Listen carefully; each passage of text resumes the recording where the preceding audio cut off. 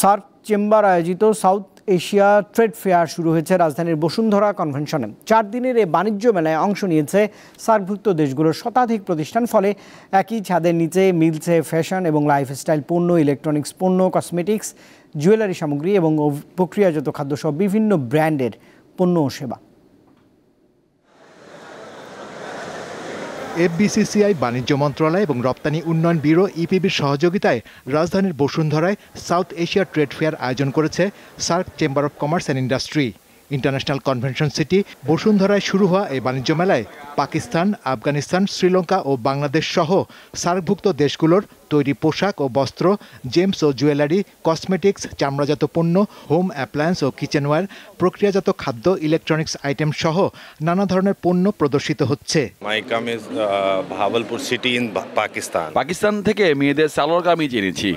আমার স্টলে রয়েছে মেয়েদের জন্য বিশেষ ধরনের কিছু item. My item is total handwork items.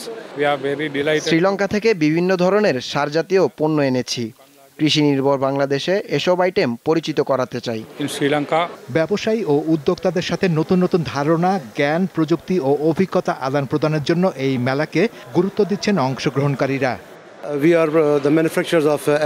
অ্যালুমিনিয়ামের তৈরি বিভিন্ন পণ্য সামগ্রী আমার স্টলে রয়েছে। আশা করছি বাংলাদেশে এসব পণ্যের ভালো সাড়া মিলবে। স্টলে বিভিন্ন ধরনের চাল ও মশলা আইটেম রয়েছে। বাংলাদেশে আমি এই প্রথমবার এসেছি। বাংলাদেশে এসব পণ্যের বড় বাজার রয়েছে।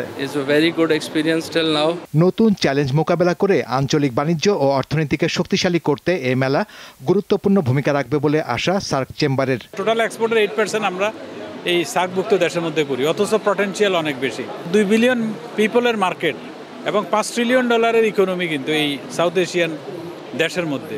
সো এখানে অনেক সুযোগ আছে। 4 দিনের এই মেলায় শতাধিক প্রতিষ্ঠান অংশ নিয়েছে। পণ্য প্রদর্শন ছাড়াও বিজনেস নেটওয়ার্কিং, B2B সেশন ও বিষয়ভিত্তিক আলোচনা থাকছে অংশগ্রহণকারীদের জন্য। শাহরিয়ার ইমন, দীপ্ত সংবাদ, ঢাকা।